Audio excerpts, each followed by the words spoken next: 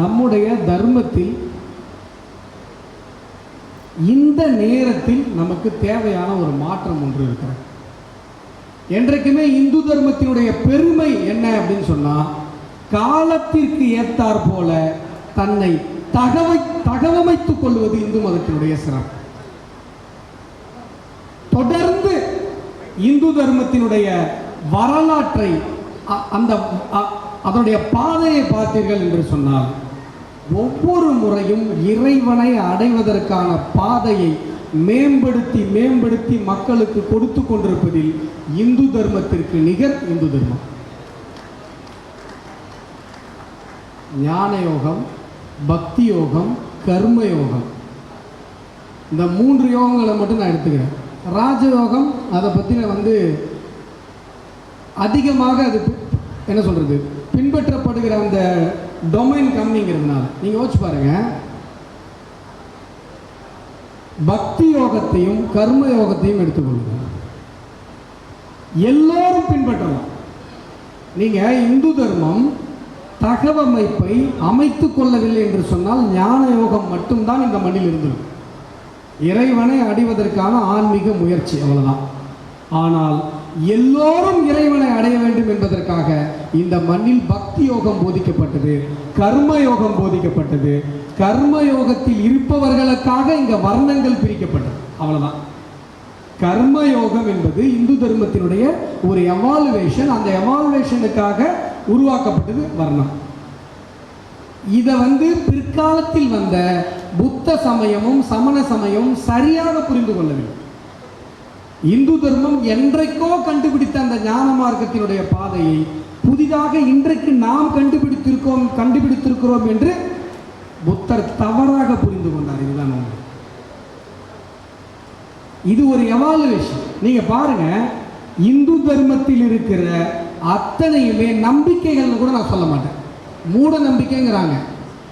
அந்நிய நாட்டு சித்தாந்தவாதிகள், இந்த மண்ணினுடைய தர்மத்தை புரியாதவர்கள் மூட நம்பிக்கை என்று சொல்லுகிறார்கள். நான் நம்பிக்கைன்னு கூட சொல்ல மாட்டேன். நம்பிக்கைன்னா என்ன அப்படின்னா,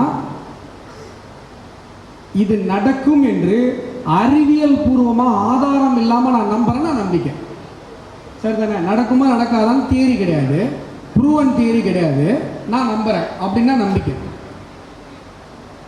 ஆனால் இந்து தர்மத்தை பொறுத்தவரை நம்பிக்கை என்பது கிடையாது, எல்லாமே அறிவியல் பூர்வமாக நிரூபணமான சம்பிரதாயம். சார் நீங்க யோசிச்சு பாருங்க, தீ மிதிக்கிறத ஒரு காலத்தில் கிண்டல் பண்ணிட்டு இருந்தாங்க. இன்னைக்கு அமெரிக்காவில் $6000 கொடுத்து தீ மிதிச்சுட்டு இருக்காங்க. உண்டா இல்லையான்னு பாருங்க, உண்டா இல்லைன்னு நீங்க போய் ஜஸ்ட் ப்ரௌஸ் பண்ணி பாருங்க. $6000 செலவு பண்ணி தீ மிதிக்கிறான். அந்த தீ மிதிக்கிறதுனால ஏற்படுகிற நன்மைகளை அவன் பட்டியலிட்டிருக்கான். தோப்பு காரணம், அந்த காலத்தில் படிக்கல, குழந்தைங்க கான்சன்ட்ரேஷனாக கிளாஸில் உட்காரலன்னா உடனே ஏஞ்சி தோப்பு காரணம் போடு, 30 போடு 50 போடுன்னு சொல்லுவாங்க.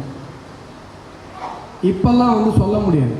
ஏன்னா ஏறனா ரெயிலு, இறங்கினா ஜெயிலு அப்படிங்கிறான் ஸ்டூடெண்ட்டு. திராவிட மாடல் ஆட்சியில் எல்லா பக்கமும் போதைப் பொருள் பரவல் கட்டுக்கடங்காமல் இருந்து கொண்டிருக்கிற காரணத்தினால சார் பள்ளி மாணவர்கள், பள்ளி மாணவிகள் வரை அந்த போதை என்பது சென்று விட்டிருக்கிறது சார். அந்த காலத்தில் மாணவர்கள் படிக்கலை அப்படின்னு சொன்னால் எழுந்து தோப்பு காரணம் போடு அப்படின்னு சொல்லுவாங்க. காதை பிடிச்சி இழுத்து உட்காந்து எழுந்திரிக்கணும். நம்ம இன்றைக்குமே கோயிலுக்கு போனோம், அது பெருமாள் கோயிலோ சிவன் கோயிலோ, முதல்ல உட்காந்துருப்பவர் பிள்ளையார். பிள்ளையாரை கும்பிட்டுட்டு தான் எந்த சாமியாக இருந்தாலும் எந்த கோயிலுக்கு தான் நம்ம முதல்ல உள்ள போகிறோம். இன்றைக்கு நீங்கள் இதையும் போய் ப்ரௌஸ் பண்ணி பாருங்கள். ஒரு டாக்டரேட் முடித்து ஒரு இயக்கமாகவே அயல் நாடுகளில் நடத்தி கொண்டிருக்கிறார்கள். நாம் பின்பற்றிய அந்த தோப்பு கரணத்தை சூப்பர் பிரெயின் யோகா அப்படின்னு சொல்லி கற்றுக் கொடுத்துட்ருக்காங்க. அதில் என்ன பலன் அப்படின்னு சொன்னால், நீங்கள் எவ்வளவு பதட்டமாக இருந்தாலும், உங்களுடைய மனதில் எவ்வளவு டைவர்ஷன் இருந்தாலும், ஒரு முறை நீங்கள் அந்த தோப்பு காரணத்தை போடுறீங்க அப்படின்னு சொன்னால் உங்கள் மனம் அமைதி அடைந்து உங்களுடைய கான்சென்ட்ரேஷன் லெவல் அதிகரிக்கும். நம்ம ஆளுங்க எவ்வளோ சயின்ஸுன்னு பாருங்கள். கோவிலுக்கு முன்னாடி பிள்ளையாரை வச்சு பிள்ளையாருக்கு தோப்புக்கரணம் போட வச்சு, தோப்புக்கரணம் போட்டு நம்முடைய கான்சென்ட்ரேஷன் லெவலை அதிகம் பண்ணிட்டு கோயிலுக்குள்ள போய் சாமி கும்பிட வச்சிருக்காங்க.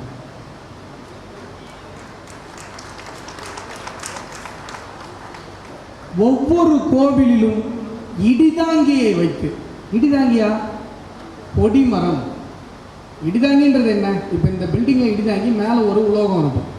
இடிதாங்கி என்பது உண்மையில் இடிதாங்கி அல்ல. அறிவியல் பூர்வமாக சொன்னால் அது இடி வாங்கி, எங்கேயோ உழுற இடிய, யாரோ ஒருத்தன் தலையில் உழ வேண்டிய இடிய அது உள்ள இழுத்து மண்ணுக்குள்ள அனுப்பிடும். ஒரு உலோகம் உயரமான இடத்தில் வைக்கப்படும், அதனுடைய கனெக்டிவிட்டி எங்கே இருக்கும்? பூமிக்குள்ளே இறங்கும். கொடிமரம் என்பது இது மாதிரியான ஒரு அமைப்பு. அதனால கோவிலில் கொடிமரத்தை வைத்து கோவில் இல்லாத ஊரில் குடியிருக்க வேண்டாம் என்று சொன்ன நம்முடைய முன்னோர்கள் எவ்வளவு பெரிய விஞ்ஞானிகள் என்பதை நீங்கள் யோசித்து பார்க்க வேண்டும்.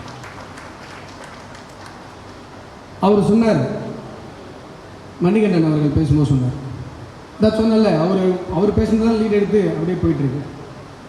சார் பட்டை போடுங்க, குங்குமம் வைங்க, சந்தனம் வைங்க, திருநீர் வைங்க, திருமண் வைங்க, இது எல்லாமே சயின்ஸ்.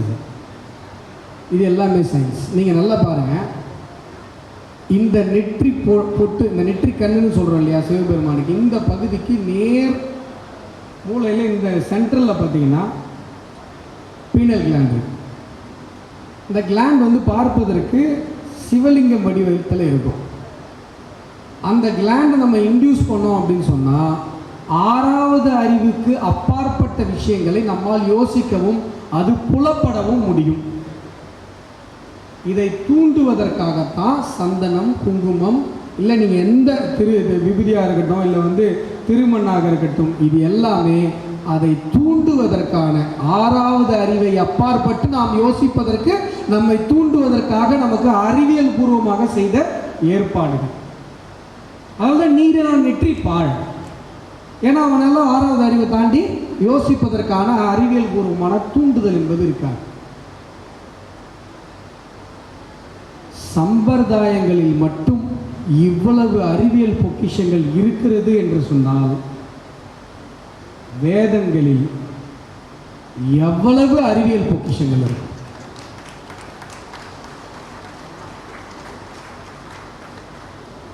எப்படி சார் இவ்வளோ டேட்டாவை தலைமுறையாக கடத்தி கொண்டு வர முடியும்?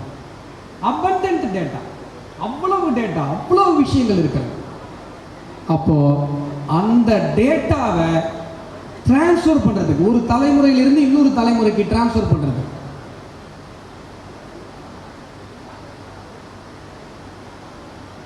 பென்ட்ரைவ் இல்லை, ஹார்ட் டிஸ்க் இல்லை, கம்ப்யூட்டர் இல்லை, இத்தனை தலைமுறைகள் தாண்டி அந்த வேதங்கள், அந்த அறிவியல் பொக்கிஷங்கள், அந்த அறிவியல் நுணுக்கங்கள் இன்று வரை கடத்தப்பட்டு வந்திருக்கிறது என்று சொன்னால் அதற்காக பயன்படுத்தப்பட்ட டேட்டா டிரான்ஸ்ஃபர் மீடியங்கள் பிராமணர் சமூகம்.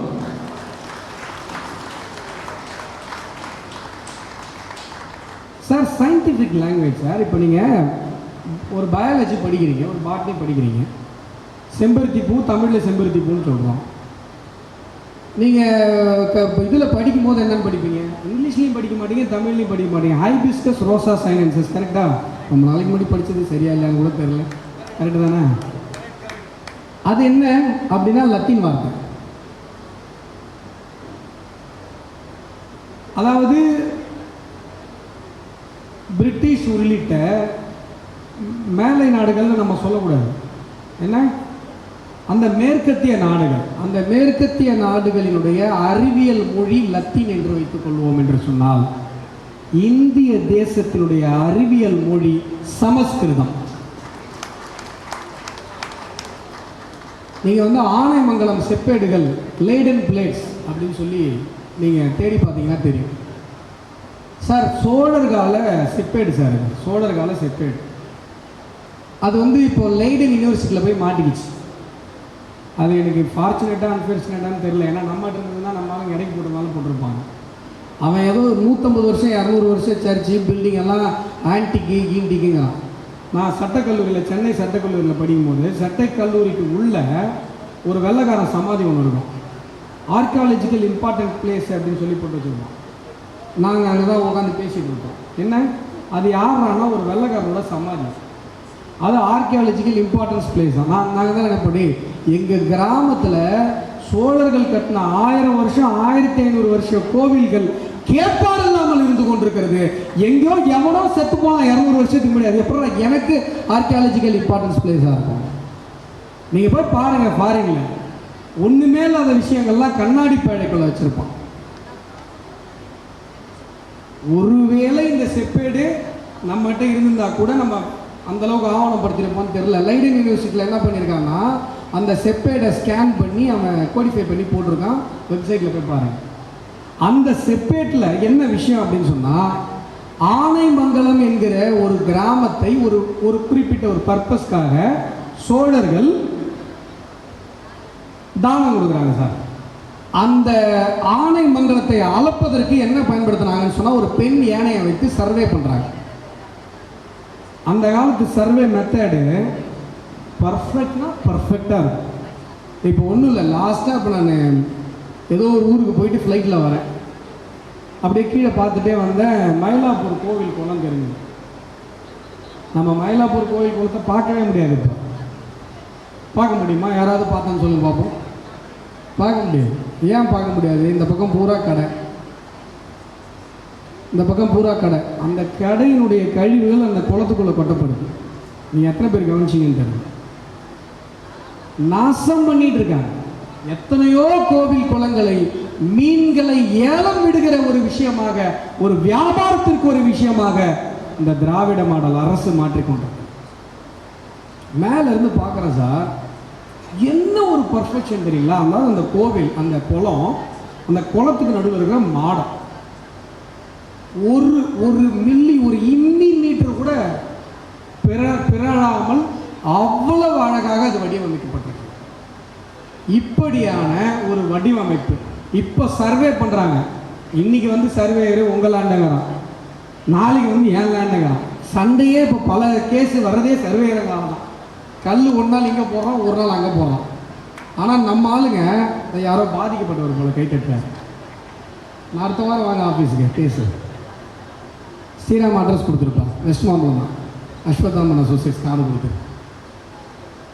நீங்கள் பாருங்கள், ஒரு பெண் யானையை வைத்து ஆனைமங்கலத்தை அளந்திருக்கிறாங்க. அவ்வளோ பர்ஃபெக்டான சர்வே மெத்தட்.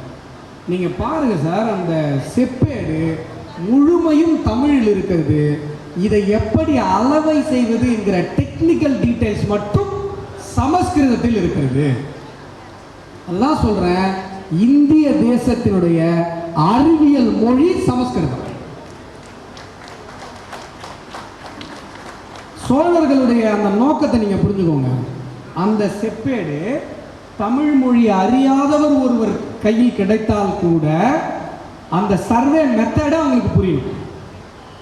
டெக்னிக்கல் டீட்டெயில்ஸ் மட்டும் சமஸ்கிருதம். நாலந்தா பல்கலைக்கழகத்தில் போதிக்கப்பட்ட மீடியம் ஆஃப் இன்ஸ்ட்ரக்ஷன் சமஸ்கிருதம். இவங்க ரொம்ப நாளாக ஒரு உருட்டு உருட்டிகிட்டே இருந்தாங்க. கட்டமுட்டான்னு ஒரு உருட்டு உருட்டிகிட்டே இருந்தாங்க. சார், சமஸ்கிருதத்தை பிராமணர்கள் தவிர வேறு யாரும் கற்றுக்கொள்ளக்கூடாது என்று சொல்லப்பட்டது சார். சமஸ்கிருதத்தை பிராமணர்கள் தவிர வேறு யார் கேட்டாலும் அவங்கள கவுத்து போட்டு காதலை ஈயத்தை காட்சி ஊத்தனம் என்று சொல்லப்பட்டிருக்கிறது சார். நீங்க என்ன பாருங்க, இந்த மாதிரி இந்த சோகால்டு விஷயம் இருக்குல்ல, சங்கராச்சாரியார் வந்து தமிழை நீச பாஷைன்னு சொன்னாரு சொல்லுவாங்க. சைட்டேஷன் எங்கன்னு கேளுங்களா, எங்க சொன்னாரு? சங்கராச்சாரியார் சொன்னாருன்னு வீரமணி ஒரு புக்கில் சொன்னார். இது நியாயமா இருக்கா? யோசிச்சு பாருங்க. வீரமணியை பற்றி நான் ஒரு புக்கை எழுதி நான் எதையாவது சொல்லி அதை அவங்க சைட்டேஷனாக ஒத்துப்பாங்களா? இவ்வளோதான் இவங்களுடைய கருத்தியலினுடைய வேல்யூ. இவ்வளோதான். நீங்கள் பாருங்க, எங்க உண்டா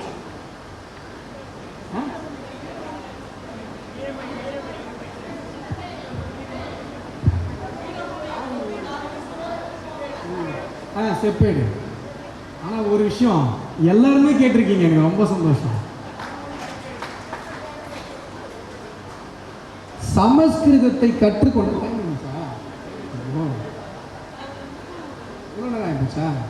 நல்லா கேட்டீங்களா? டைம் போனதுன்னு தெரியல. ஆக்சுவலாக என்ன தெரியுங்களா, நல்லா பேசுனா கேட்குறவங்களுக்கு டைம் போகிறது தெரியாது, கேட்குறவங்க நல்லா கேட்டிங்கன்னா பேசுகிறவங்களுக்கு டைம் போகிறது தெரியாது. இவ்வளோ தான் லாஜிக், வேறு ஒன்றும் கிடையாது. Theory of relativity. நீங்கள் வந்து கொடுக்குற அந்த கெஸ்டர் இருக்குல்ல, அதுதான் பேச வைக்கணும். நீங்கள் நல்லா தாமரைப்பூ மாதிரி எல்லாரும் உட்காந்துட்டு தாமரைப்பூ மாதிரி எல்லாருடைய முகங்களும் இருக்கும் பொழுது என்னால் எப்படி பேசாமல் இருக்க முடியும்? இந்த லாஜிக் மட்டும் முடிச்சுக்கிறேன். இந்த சமஸ்கிருதத்தை யாராவது பிராமணர்கள் தவிர வேறு யாராவது கற்றுக்கொண்டால் இப்படியெல்லாம் தண்டனை கொடுக்கப்பட்டது சார்னு புருடா விட்ட அதே கும்பல் இன்றைக்கு தேசிய கல்விக் கொள்கை மூலமாக, மும்மொழி கொள்கை மூலமாக சமஸ்கிருதம் திணிக்கப்படுகிறது அப்படின்னு சொல்லி பேசுறாங்க. எவ்வளவு முரண்பாடு, எவ்வளவு முரண்பாடு! மும்மொழி கொள்கை, தேசிய கல்விக் கொள்கை தமிழகத்தினுடைய அதிமுக்கியமான ஒரு தேவை. 2021 தேர்தல் நினைக்கிறேன், அதற்கு முன்பாக இதே மாதிரி ஒரு நிகழ்ச்சி கார்த்திக்கும் இருந்தார் அந்த மேடையில். அதில் நான் பேசினேன், இன்றைக்கு தமிழ் மொழி வாழ்வதற்கு நமக்கு கிடைத்திருக்கிற, தமிழர்களுக்கு கிடைத்திருக்கிற, தமிழ் சமூகத்திற்கு கிடைத்திருக்கிற இறுதி வாய்ப்பு தேசிய கல்விக் கொள்கை.